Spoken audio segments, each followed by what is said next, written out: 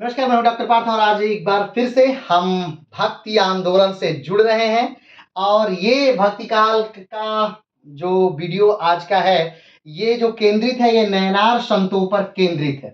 ठीक है, तो इस नैनार संतों को जानने से पहले हम ये जान लेते हैं कि इससे पहले क्या भक्ति काल के वीडियो आए हैं। तो हाँ, इससे पहले भक्ति काल के कुल 12 वीडियो आ चुके हैं और ये भक्ति काल का 13वां वीडियो है। कौन सा वीडियो है? 13वां वीडियो है। और नैनार संतों को हम थोड़ा सा जान लेते हैं कि नैनार संतों की परंपरा जो आई वो कहाँ से आई, कैसे आई, तो थोड़ा सा समझ लीजिए। प्रारूप भक्ति काल का जान लीजिए। भक्ति काल का प्रारूप आप इतने बार जान लिए होंगे कि मुझे लगता है आपको याद हो गया होगा कि भक्ति काल का प्रारूप क्या है। और चीजें इसी प्रकार से ही क्लास में चलती हैं कि एक के बाद दूसरी चीज उससे जुड़े, और जब अंतिम चीज आ जाए तो आपको पहली चीज याद रहे। क्यों? क्योंकि इतिहास जो है वो एक कनेक्शन है, एक क्रमबद्ध है, क्रमबद्ध तरीका है कि इसके बाद ही ये घटना आएगी, इसके बाद ही ये घटना आएगी, और इस क्रमबद्धता से वो एक घटना दूसरे घटना से किसी न किसी प्रकार क्या है, लिंक है और जुड़ी हुई है ना। इसी प्रकार से तो जब आप अंतिम में आते हैं तो पहली चीज आपको क्या रहती है, याद रहती है। नॉर्मल सी बात है कि पहली चीज आपको क्या रहती है, याद रहती है। तो चलिए भक्ति काल का थोड़ा सा स्वरूप हम देख लेते हैं। तो भक्ति काल को 2 भागों में बांट दिया गया है। स्वरूप क्या है? एक दक्षिण भारत में भक्ति काल और दूसरा है उत्तर भारत में भक्ति काल। दक्षिण भारत की भक्ति काल को जो है वो 2 भागों में बांटा गया है। कौन सा? निम्न वर्गीय स्वरूप और दूसरा है अभिजात्य वर्गीय स्वरूप। निम्न वर्गीय स्वरूप का अर्थ है कि जहां पर एक आम व्यक्ति भक्ति काल से क्या कर पाया, जुड़ पाया, उसे क्या कहते हैं, निम्न वर्गीय स्वरूप। एक आम व्यक्ति भक्ति काल से क्यों जुड़ पाया? इससे पहले क्यों नहीं जुड़ पा रहा था? भाषा कठिन थी। सबसे इंपॉर्टेंट बात थी कि भाषा, पहले लोगों की का मानना यह था कि हर वो व्यक्ति, तो वही व्यक्ति सीखने योग्य है, वही व्यक्ति धर्म को जानने योग्य है जो क्या जानता है, संस्कृत जानता है, या जो उच्च वर्ग का है वही उस जानने योग्य है। लेकिन अलवार संतों और नैनार संतों ने क्या किया, तो उस प्रथा को क्या कर दिया, तोड़ दिया, और एक तरह से निम्न जाति और उच्च जाति दोनों वर्ग यहाँ पर क्या हुए, आए, जुड़े। और बाद के धीरे धीरे भक्ति काल का जब विकास हुआ, आप जानते हैं कि भक्ति काल का विकास किसने किया? अलवार संतों ने किया था। जो दक्षिण भारत के तमिल भाषी कवि थे उन्होंने क्या किया, अलवार भक्ति काल का विकास किया। और भक्ति काल धीरे धीरे उत्तर भारत की तरफ फैला, और उत्तर भारत के कवियों ने, दक्षिण भारत के कवियों ने जो मुख्य था वो सबसे इंपॉर्टेंट कार्य ये किया कि वेदों को, पुराणों को, उपनिषदों को, गीता को, सारे धर्म ग्रंथों को उन्होंने क्या किया, संस्कृत से उसका रूपांतरण अपनी लोकल भाषाओं में कर लिया। यानी जिस भाषा को आम जनमानस जानता था उस भाषा में कर लिया, और जिसकी वजह से आम जनमानस क्या हो पाया, जुड़ पाया। तो एक आम जनमानस की भाषा और दूसरी अभिजात यानी उच्च वर्ग की भाषा, ठीक है, निम्न वर्ग की भाषा यानी आम जनमानस की भाषा को 2 भागों में बांटा गया, लिंगायत संप्रदाय और महाराष्ट्र का भक्ति आंदोलन। लिंगायत संप्रदाय को आप भली भांति जानते हैं कि लिंगायत संप्रदाय जो है वो क्या है, तो वो जो शैव संप्रदाय है उसी का क्या है, उसी से निकला हुआ एक भाग है। और लिंगायत संप्रदाय में मंदिर को नहीं मानते हैं, मंदिरों में नहीं जाते हैं, वेदों को नहीं मानते हैं, पुराणों को नहीं मानते हैं, उपनिषदों को नहीं मानते हैं, आरण्यों को नहीं मानते। यानी कि उनका मानना ये है कि जो धर्म ग्रंथ है ये एक तरफ से क्या है, माध्यम है। ये क्या है? मात्र माध्यम है। कहाँ पहुंचने के लिए? अपने साध्य तक पहुंचने के लिए साधन है या माध्यम है। तो और इनमें जो है वो शिव को यानी अपने लिंग को अपने साथ वो क्या करते हैं, रखते हैं। वो जब भी दिन में 3 बार उसे निकालते हैं। वो एक नीली कलर की का पत्थर है या काले कलर का पत्थर है जिसपे वो गोबर का तेल के साथ, मिट्टी के साथ एक लेप लगाते हैं, और दिन भर में 3 बार वो निकालते हैं, अपने बाएं हाथ में पकड़कर उसका भगवान का ध्यान करते हैं। और उनका मानना है कि मेरा उद्देश्य जीवन का क्या है, मात्र भगवान में क्षमा जाना, यही मेरा क्या है, जीवन का उद्देश्य। कौन कहता है? लिंगायत संप्रदाय के लोग कहते हैं। और बाद में लिंगायत संप्रदाय, जो लिंगायत आप जानते हैं कि इसके जो जनक है एक तरह से वो कौन थे, तो बसव थे। और बसव जो थे वो इन्होंने कहाँ फैलाया लिंगायत को, तो दक्षिण भारत में ही फैला, या यूं कहे तो कर्नाटक के उत्तर भाग में फैला, और बाद में धीरे धीरे ये पूरे कर्नाटक में आया। आज भी कर्नाटक की जो 17% आबादी हो किस धर्म से है, तो लिंगायत धर्म से है। आज लिंगायत कोई संप्रदाय नहीं, आज वो धर्म बन चुका है। ठीक है, आगे बढ़ते हैं। महाराष्ट्र का भक्ति आंदोलन। तो महाराष्ट्र में भक्ति आंदोलन ने भी काफी विशाल रूप लिया। एक तरह से भी कहा जाता है कि जो मराठा साम्राज्य था उसके उदय का कारण भी क्या था, महाराष्ट्र का भक्ति आंदोलन ही था। अब अभिजात्य वर्गीय स्वरूप को भी 2 भागों में बांट दिया गया है, एक आचार्य आंदोलन, एक अलवार और नैनार आंदोलन। आचार्य आंदोलन यानी कि कहा जाता है कि जो जो शंकराचार्य हैं उनके दर्शन के विपरीत में जो दर्शन चले। जैसे शंकराचार्य ने कौन सा दर्शन दिया, तो शंकराचार्य ने कहा अद्वैतवाद, यानी कि एको हम द्वितीयो नास्ति ना भूतो ना भविष्यतो, यानी ब्रह्म ही मात्र एक सत्य है और ब्रह्म के अलग, ब्रह्म सत्य जगत मिथ्या, ब्रह्मो देवो नापर, यानी कि ब्रह्म ही एक क्या है, जगत में बस सत्य है, बाकी सब क्या है, मिथ्या है या भ्रम है। यानी इस पृथ्वी पर मात्र एक क्या सत्य है, ब्रह्म है। हर जीव में क्या रहती है, एक आत्मा रहती है और वही आत्मा क्या है, ब्रह्म है। वही आत्मा क्या है, ब्रह्म है। यानी आप स्वयं क्या है, ब्रह्म है। यानी इस पृथ्वी पर बाकी ब्रह्म के अलावा जो कुछ भी आप देखते हो सब क्या है, माया है या अज्ञानता है। ठीक है, तो उनके दर्शन के विपरीत जो दर्शन आए, चाहे वो अद्वैतवाद आए, चाहे विशिष्टाद्वैतवाद आए, चाहे द्वैताद्वैतवाद आए, वो सब के सब वो किस संप्रदाय से थे, वो आचार्य आंदोलन से ही लोग जुड़े हुए थे। ठीक है, अगला है अलवार एवं नैनार संत। तो अलवार एवं नैनार, अलवार संत को हम पढ़ चुके हैं और आज हम जिस संत को पढ़ने जा रहे हैं किसको पढ़ेंगे हम, नैनार संत।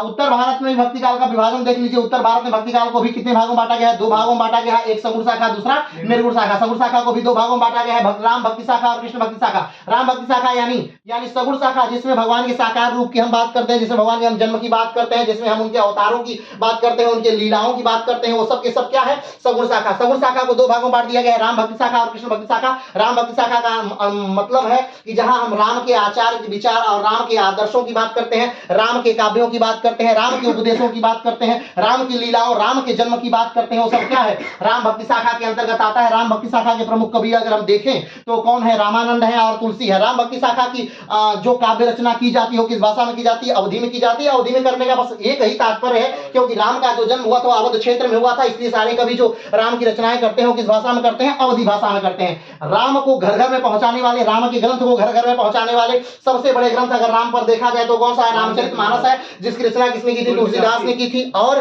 किस भाषा में की थी, तो अवधि में की थी। तो वो जो रामचरितमानस है वो क्या आज हर घर घर में है, तो वो किसके हैं, वो राम भक्ति शाखा के ही क्या है, कवि है।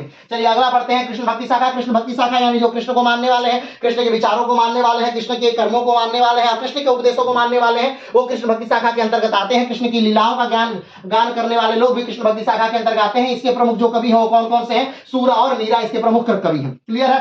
तो कृष्ण की भाषा की जो कृष्ण की बोली थी, कृष्ण की जो भाषा थी वो कौन सी भाषा थी, वो ब्रज भाषा थी। कौन सी भाषा थी, ब्रज भाषा थी। ध्यान रखिएगा, ब्रज जो भाषा थी वो भी उत्तर प्रदेश के ब्रज क्षेत्र में बोली जाती है। मथुरा वृंदावन का जो क्षेत्र है वो ब्रज क्षेत्र है। और अवध का क्षेत्र कौन सा है, जहां अवधि बोली जाती है, गोंडा, बहराइच, बलरामपुर, लखनऊ, फैजाबाद, ये वाला जो पूरा क्षेत्र कौन सा है, ये अवध क्षेत्र कहा जाता है। इसमें जो भाषा बोली जाती है, कौन सी भाषा बोली जाती है, अवधि भाषा बोली जाती है। क्लियर है, कोई दिक्कत। चलिए आगे बढ़ते हैं, निर्गुण शाखा। निर्गुण शाखा यानी जहां भगवान की लीलाओं की बात नहीं होती, जहां भगवान के जन्म की बात नहीं होती, जहां भगवान के अवतार की बात नहीं होती, वो क्या है, निर्गुण शाखा है। निर्गुण भक्ति में एक और बात होती है कि भगवान के रूप की बात नहीं होती, भगवान के रंग की बात नहीं होती, भगवान के हथियारों की बात नहीं होती, भगवान की किसी रूप की बात नहीं, बस एक मान सर्वोच्च सत्ता मानी जाती है, लेकिन उसका रूप क्या है नहीं पता, उसका आकार क्या है नहीं पता, उसका रंग क्या है नहीं पता, उसकी जात क्या है नहीं पता, उसका कुछ नहीं पता है। सिर्फ एक निर्विकार सत्ता है, एक निराकार सत्ता है, इसमें विश्वास किया जाता है। उसे भी दो भागों में बांटा गया है, एक है ज्ञान मार्गी और दूसरा है प्रेम मार्गी। ज्ञान मार्गी के अंतर्गत जो कवि आते हैं वो उनका मानना यह है कि भगवान हमें कैसे प्राप्त हो सकते हैं, तो ज्ञान के द्वारा प्राप्त हो सकते हैं। आपको सबसे पहले गुरु की तलाश करनी चाहिए, जो कौन हो, एक सच्चा गुरु हो, या जिसे वो क्या कहते हैं, सतगुरु कहते हैं। क्या कहते हैं, सतगुरु कहते हैं। तो उन्हें एक ज्ञानी गुरु की आवश्यकता होती है, उस गुरु की वो तलाश करते हैं और उस गुरु के साथ वो क्या करते हैं, ज्ञान प्राप्त करते हैं और वो पहुंचते हैं, कहां तक पहुंचते हैं, ज्ञान के मार्ग में। और ज्ञान के मार्ग द्वारा अपने भगवान तक क्या हो जाते हैं, प्राप्त कर लेते हैं। दूसरा जो ज्ञान मार्गी शाखा के जो कवि हो कौन से हैं, कबीर है, नानक है, दादू है, ये ज्ञान मार्गी शाखा के प्रमुख क्या है, कवि है। दूसरा जो मार्ग है इनका प्रेम मार्गी कवि है। उनका कहना है, प्रेम मार्गी कवियों का कहना है कि जो भगवान है उनके तक हमें पहुंचने के लिए ज्ञान की आवश्यकता नहीं है, मात्र किस चीज की आवश्यकता है, तो मात्र और मात्र प्रेम की आवश्यकता है। आप भगवान के प्रति समर्पित हो जाइए, अपने आप को उन्हें समर्पित कर दीजिए, आप क्या होंगे, भगवान तक पहुंच जाएंगे। और ये सब कैसे संभव है, ये मात्र प्रेम से संभव है। उनमें शंका मत करिए, उनमें विश्वास करिए, आप उन तक क्या हो जाएंगे, पहुंच जाएंगे। और प्रेम मार्गी शाखा के जो प्रमुख कवि है वो कौन है, मलिक मोहम्मद जैसी। और मलिक मोहम्मद जैसी कब थे, तो कहा जाता है शेर शाह सूरी के शासनकाल में मलिक मोहम्मद जैसी थे। ठीक है, जायसी के क्यों लगा, क्योंकि इसी उत्तर प्रदेश में जायस स्थान पर उनका जन्म हुआ था, जायसी का, इसलिए कहा जाता है कि मलिक मोहम्मद जायसी का उनके। और मलिक मोहम्मद जायसी का जो प्रमुख ग्रंथ है वो कौन सा है, पद्मावत उनका प्रमुख ग्रंथ है, जिसमें वो क्या वर्णन करते हैं, तो उसमें वर्णन करते हैं पद्मिनी का, रानी पद्मिनी का। तो किसी दिन हम अभी पढ़ने वाले हैं मलिक मोहम्मद जायसी को, विस्तार से हम पढ़ लेंगे। आज हम जिस टॉपिक पर बात करने वाले हैं वो क्या है, नैना। क्या टॉपिक है, नैना। तो चलिए नैना,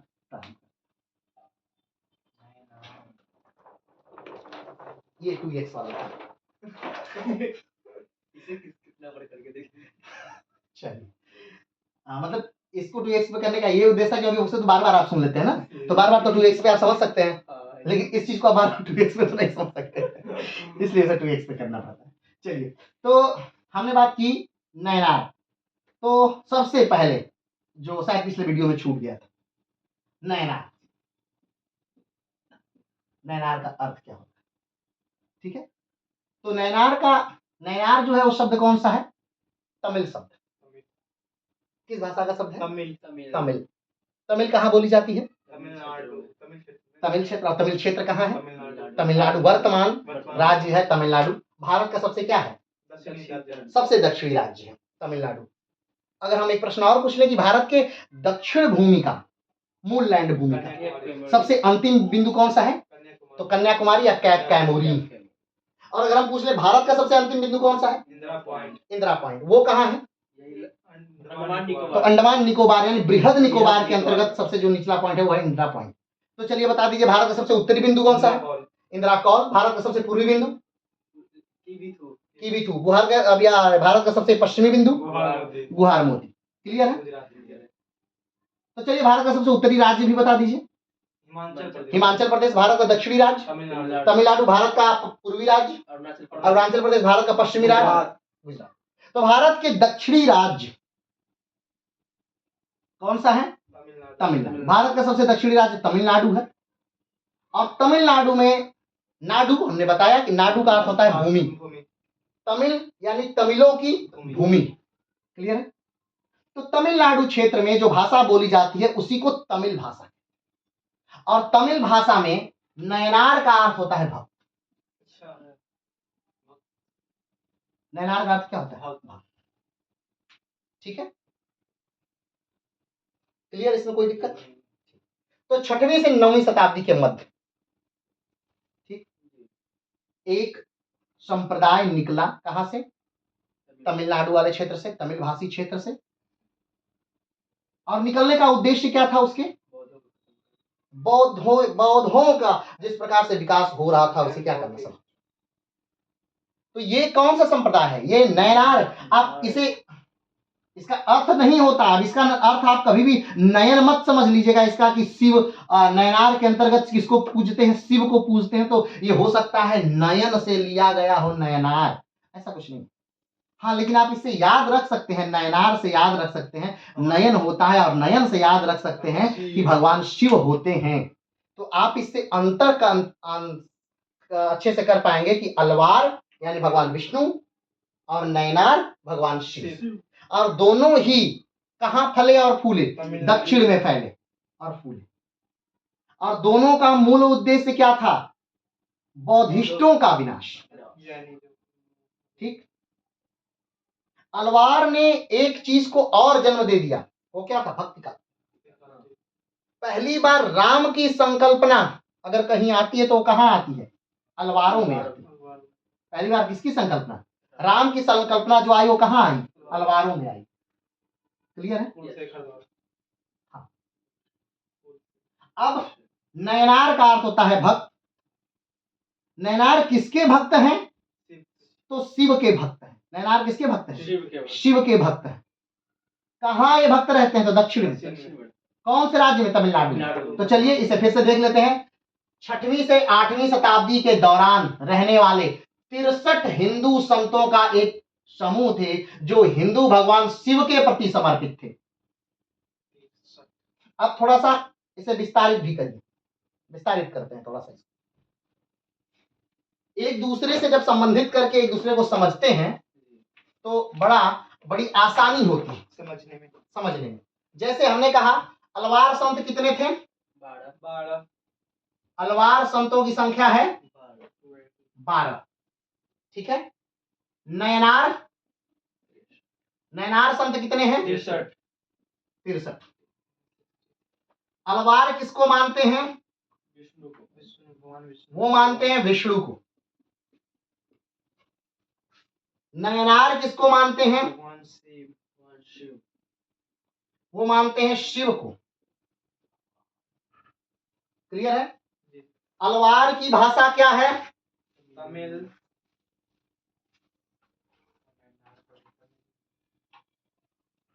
और नैनार की भाषा क्या है?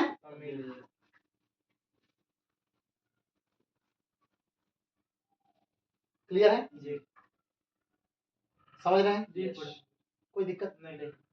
अलवार कहाँ आए? दक्षिण में।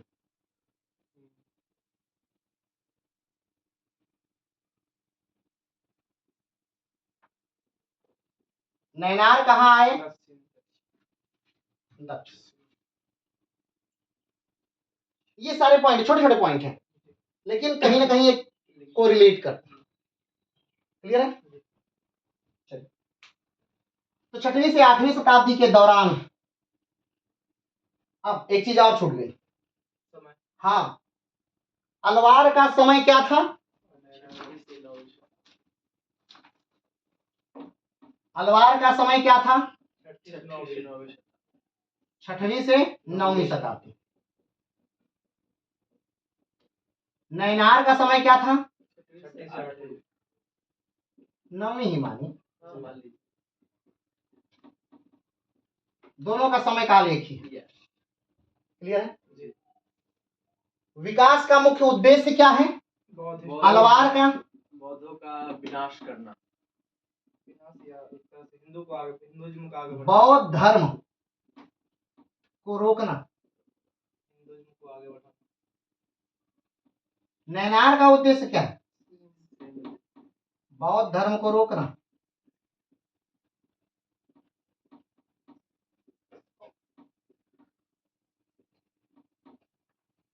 क्लियर है? कोई दिक्कत? चलिए फिर से थोड़ा सा आते हैं फिर से यहाँ। क्लियर? 6वीं से 9वीं शताब्दी के दौरान रहने वाले 63 नैनार संत कितने हैं? 63। अलवार संत कितने हैं? 12। हिंदू संतों का एक समृद्ध, हिंदू संत भी हैं और कवि भी हैं, ध्यान दीजिएगा। ये सारे के सारे क्या हैं? संत भी हैं और कवि भी हैं, दोनों हैं, का एक समूह थे जो हिंदू भगवान शिव के प्रति समर्पित हैं। अलवार किसको मानते हैं? विष्णु को। नैनार किसको मानते हैं? शिव को। क्लियर है? आगे बढ़ते। सभी नैनार संत नायात्मार मुक्तामा माने जाते हैं। इनकी मूर्ति मंदिरों में स्थापित की गई है और इनकी पूजा भगवान के समान ही की जाती है। माने माना जाता है कि जो नैनार संत हैं ये स्वयं क्या है? भगवान। जिस प्रकार से हमने कहा कि अलवार संत जो 12 थे वो क्या माना गया है? कि माना गया है कि भगवान विष्णु से जो जुड़ी हुई चीजें हैं वो उसके अवतार हैं। लेकिन जो नैनार संत हैं उनको क्या माना गया है? एक तरह से भगवान माना गया है। और मंदिरों में, मंदिर बना करके मंदिरों में इनको स्थापित करके इनकी क्या होती है? पूजा की जाती है। किनकी? नैनार संतों की। क्लियर है? आगे बढ़ते हैं। इन संतों का चरित्र शक्तिसार नामक भक्त कवि के पेरिय पुराण में वर्णित है। इन सारे लोगों का जो चरित्र है, नैनार जो कवि हैं, नैनार जो संत हैं, कितने हैं? 63। तो उनका सबका अपना एक चरित्र है, अपना यानी कैरेक्टर है। तो कहां वर्णित है? शक्तिसार नामक भक्त कवि के पेरिय पुराण में। किस पुराण में? पेरिय पुराण में वर्णित है। क्लियर है? अब देखिए एक चीज और छूट गया यहां पर। अलवार, अलवार का जो धर्म ग्रंथ है क्या नाम है उसका? दिव्य प्रबंध। और नैनार का? नैनार का क्या है? पेरिय पुराण।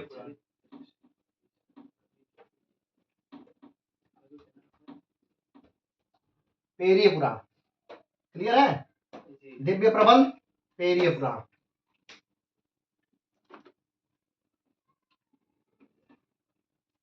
ठीक, आइए आगे बढ़ते हैं। इन संतों का चरित्र शक्तिसार नामक भक्त कवि के पेरिय पुराण में क्या है? वर्णित है। इन संतों का जीवन तेलुगु, क्या है? तेलुगु में शिव भक्त चरितमु के नाम से प्रकाशित हुआ है। किसमें प्रकाशित हुआ है? तेलुगु भाषा में।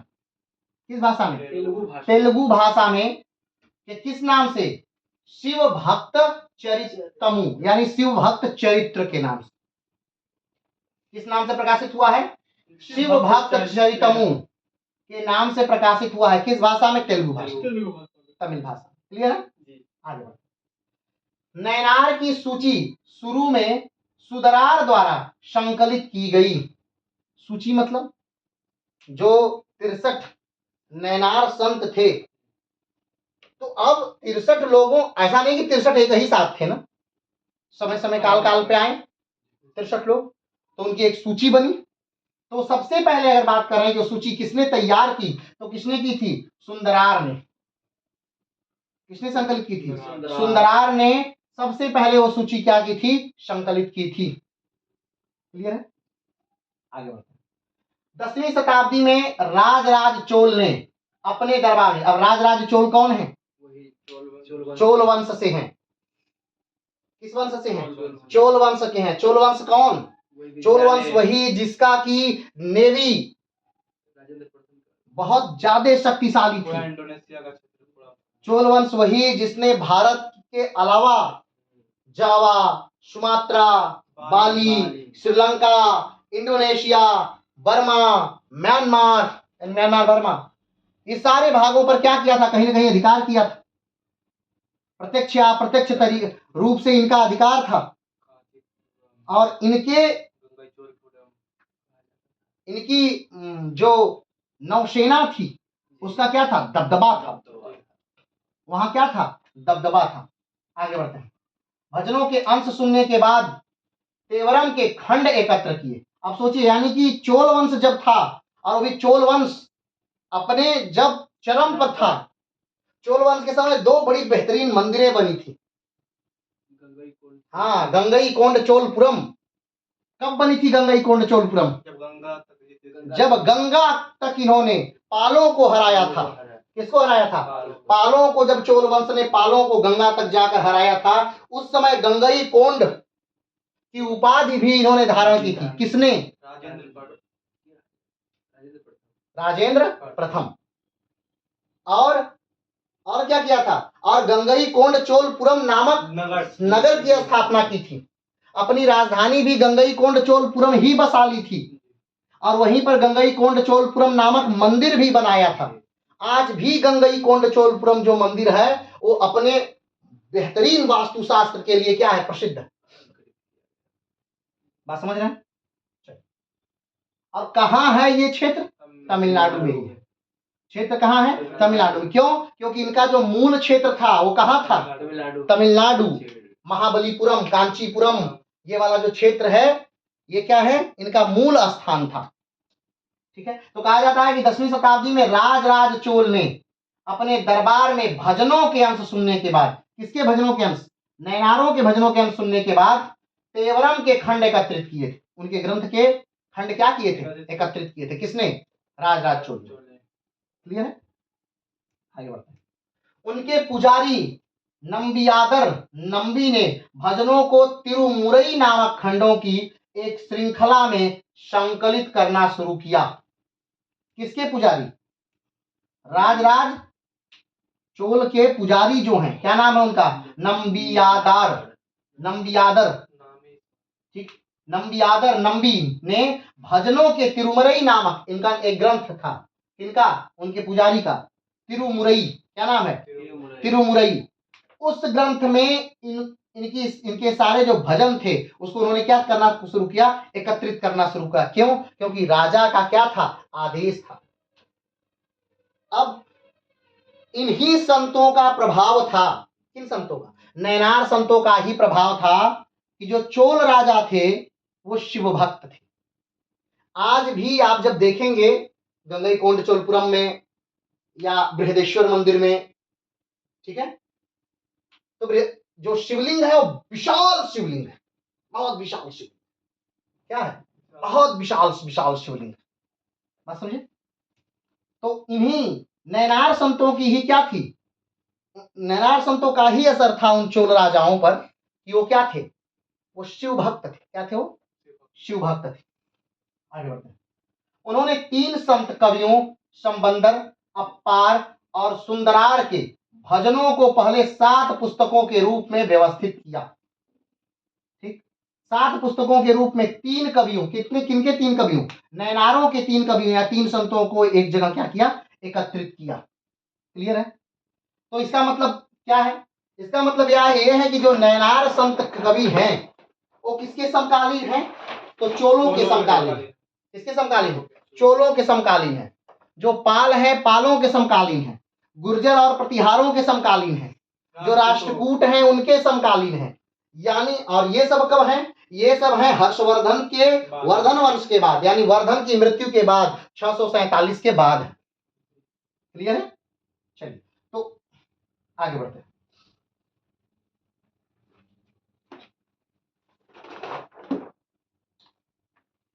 जिन्होंने तेवरम कहा, उन्होंने मणिकवासर के तिरुकोक्वार में तिरुवासकम को अपनी 8वीं पुस्तक के रूप में, 9 अन्य संतों के 28 भजनों को 9वीं पुस्तक के रूप में, तिरुमूलर के तिरुमंदिरम और 12 अन्य कवियों के 40 भजनों को 10वीं पुस्तक के रूप में संकलित किया। ठीक है, इसमें कुछ समझाने वाला नहीं है, कुछ समझने वाला है। इन्होंने बहुत सारी किताबें लिखी, कहने का मतलब कौन, किसने? उनके पुजारी ने। ठीक, और उसको अलग अलग पुस्तकों के रूप में, कुल 10 पुस्तकों के रूप में अलग अलग क्या किया? प्रकाशित किया, अपने पास रखा। क्योंकि इनकी जो भजन माला थी, भजन श्रृंखला थी, वो बहुत बेहतरीन लगी थी। किसे?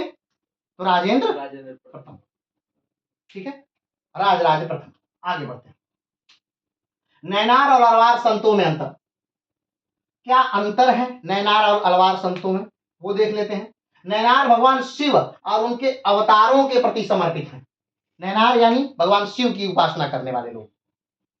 पहले समानता हम देख लेते हैं, उसके बाद थोड़ा सा अंतर देख लेते हैं। नैनारों का उदय कब हुआ? नैनार और अलवार में क्या समानता है, ध्यान से समझिएगा। नैनारों का समय कब से कब तक था? तो 6 से 9वीं शताब्दी तक। अलवारों का समय कब से कब तक था? 6 से 9वीं शताब्दी के मध्य। अलवारों का जो मुख्य केंद्र बिंदु था, जो मुख्य कार्य था, वो क्या था? वो था बौद्धों के विकास को रोकना।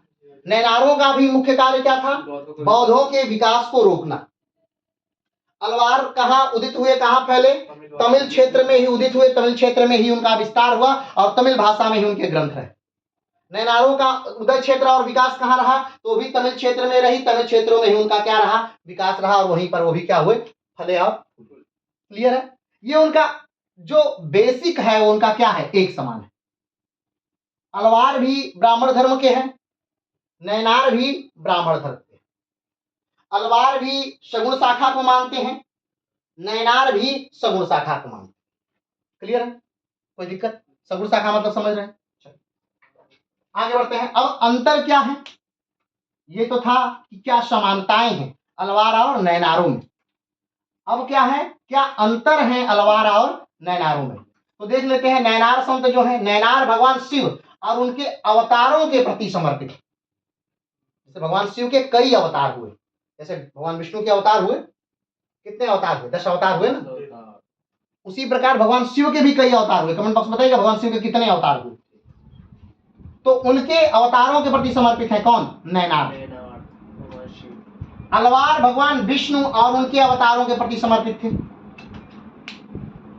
नैनार भगवान शिव को मानते हैं, उनके अवतारों को मानते हैं। अलवार भगवान विष्णु को मानते हैं और उनके अवतारों को मानते हैं, भगवान विष्णु के अवतारों को मानते हैं। क्लियर है? तो ये पहला अंतर है। दूसरा क्या कह रहे हैं? नैनार 6वीं से 8वीं शताब्दी ईस्वी के आसपास सक्रिय थे। कब से कब तक? 6वीं से 8वीं शताब्दी के। यद्यपि आधुनिक विद्वान अलवारों को 5वीं और 10वीं शताब्दी के समय सक्रिय मानते हैं। वैसे बहुत सारे विद्वान इनको भी कहते हैं कि 6वीं से 9वीं शताब्दी के मध्य ये भी सक्रिय थे, लेकिन बहुत कुछ विद्वान क्या कहते हैं, आधुनिक विद्वान कहते हैं कि जो अलवार हैं वो कब से हैं? 5वीं से 10वीं शताब्दी के बीच। क्लियर है? राजा राजचोल प्रथम के उच्च पुजारी नंबेदर नामक खंडों की एक श्रृंखला में संकलित किया। किसने संकलित किया? राज चोल जो है, राजा राज चोल जो है प्रथम जो है, उनके एक पुजारी हैं, कौन? नम्बियंदर, ठीक है, नामक खंडों की एक श्रृंखला में एक संकलित किया। अपने ही नाम का उन्होंने एक खंड बनाया और उसी में क्या कर लिया, इनको पूरी बातों को, पूरे भजनों को, पूरे संग्रहों को एक ही जगह क्या कर लिया, संग्रहित कर लिया। किसने? राज चोल के जो क्या है, पुजारी है, उन्होंने संकलित किया। इनमें क्या है, लेकिन ऐसा माना जाता है कि वे 4200 ईस्वी पूर्व से 2700 ईस्वी पूर्व के बीच रहते थे। अलवारों के भजनों को एक समेकित खंडों में संकलित किया गया, जिसे दिव्य प्रबंध के नाम से जानते हैं। अलवारों का ग्रंथ जहां संकलित हुआ उसे क्या कहा गया? दिव्य प्रबंध। नैनारों का ग्रंथ जो संकलित हुआ उसे क्या कहा गया? नम्बियंदर नामक खंडों की एक श्रृंखला में संकलित किया गया। क्लियर है? चलिए आगे बढ़ते हैं। नैनार विभिन्न पृष्ठभूमि से थे, जिनमें ब्राह्मण, हरिजन और कुलीन शामिल थे। कौन? नैनार। वे 12 वैष्णव अलवारों के साथ उन्हें दक्षिण भारत के महत्वपूर्ण हिंदू संतों के रूप में क्या किया जाता है? जाना जाता है। ठीक है, अलवार जो है वो भी, उनमें भी क्या है? अलग अलग संत हैं, अलग अलग जाति के लोग हैं। ठीक है, अलवारों से निकले भक्ति साहित्य ने मोक्ष के माया के रूप में भक्ति की, संस्कृत की स्थापना और संधारण में योगदान दिया। संस्कृति की क्या किया? स्थापना की। देखिए ये मूल अंतर वैसे नहीं है, मूल अंतर बस इतना रहा दोनों में, अलवार और नैनार में, कि दोनों क्या रहे? एक शिव भक्त रहा और एक वैष्णव भक्त। एक क्या रहे? शिव भक्त रहे और एक वैष्णव भक्त रहे। मूल अंतर बस यही था, लेकिन दोनों का उद्देश्य एक था, दोनों की भाषा एक थी, दोनों का क्षेत्र एक था, दोनों का समय काल एक था और दोनों का उद्देश्य भी एक था। दोनों एक ही धर्म के हैं। ठीक है, तो ये मूल अंतर देखा जाए तो मूल अंतर नहीं। हाँ, ये नॉर्मल अंतर मतलब स्वाभाविक अंतर जो है कि एक में संत 12 हुए, अलवार में संत कितने हुए? 12 हुए। नैनार में संत कितने हो गए? 63 हो। अलवार में भी निम्न जाति के उच्च जाति के लोग रहे, नैनार में भी निम्न जाति के उच्च जाति के लोग जुड़े। क्लियर है? चलिए, नैनार शिव और उनके अवतारों के भक्त थे। उनका उद्भव 6वीं से 8वीं शताब्दी के तमिल कवि और संगीतों के रूप में हुआ। इनके भजनों का संग्रह मुख्यतः तिरुपसंगम और तेवरम के रूप में है, नैनारों का। ठीक है, नैनार संतों की संख्या मुख्यतः तिरुसंगम और तेवरम के रूप में है। नैनार संतों की संख्या 63 थी, जो सभी जातियों के संबंध रखते थे। हमने कहा कि जो अलवार हैं वो भी क्या है? उच्च जाति के हैं, निम्न जाति के हैं, और जो नैनार हैं वो भी क्या है? उच्च जाति के हैं, निम्न जाति के हैं। दोनों में जाति का भेद नहीं है, दोनों में रंग का भेद नहीं है, दोनों में वर्णों का भेद नहीं है, दोनों में भाषा का भेद नहीं है, दोनों में उद्देश्य का भेद नहीं है। दोनों तमिल भाषी कवि और संत दोनों हैं, दोनों का उद्देश्य एक ही है। चलिए आगे बढ़ते हैं। प्रमुख नैनार महिला भक्त करईकल अमरराखी। प्रमुख महिला नैनार कौन है? करईकल। हमने बताया कि 12 संत हुए, कौन? अलवार, जिनमें से एक महिला संत थी, अंडाल। वो क्या थी? महिला संत थी। 63 संत हुए, कौन? नैनार, और उनमें से कुछ महिला संत थी, जिनमें कौन है? प्रमुख है करईकल या अमरराखी। अब उच्चारण मुझे सही नहीं है क्योंकि मैम तमिल का उच्चारण नहीं है। आगे बढ़ते हैं। नैनार भक्तों ने शैव सिद्धांतों के प्रचार में महत्वपूर्ण भूमिका क्या की? निभाई। नैनार भक्तों ने क्या किया? शैव सिद्धांतों के प्रचार में महत्वपूर्ण भूमिका निभाई। अब बाकी जो नाम हैं ये नैनार के 63 किसके नाम हैं? संतों के नाम हैं। ये पूरा जो है ये नैनार के क्या है?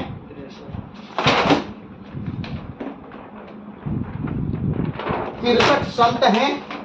एक बार आप उन्हें देख सकते हैं।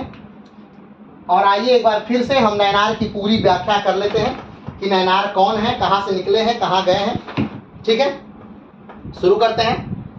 नैनार जो हैं तेलुगु कवि हैं, सॉरी तमिल कवि हैं। कहाँ से निकले हैं? तमिल से निकले हैं। तमिल यानी भारत का अंतिम राज्य वर्तमान क्षेत्र में दक्षिण का। और अलवार जो है, नैनार जो है, ये कुल 63 क्या हैं? 63 संत कवि हैं। नैनार जो है वो किसकी पूजा करते हैं? तो शिव की पूजा करते हैं। किसकी पूजा करते हैं? शिव की पूजा करते हैं। नैनार किसके शासन काल में थे? तो चोल वंश जो था उसके शासन काल में थे नैनार। नैनार जो है वो तमिल भाषी हैं। नैनार जो है वो दक्षिण के कवि और संत हैं। नैनार जो है वो 6वीं से 9वीं शताब्दी के मध्य है। ठीक है। नैनार जो है बौद्धों, उनका मूल उद्देश्य नैनारों का है बौद्धों के विकासों को रोकना।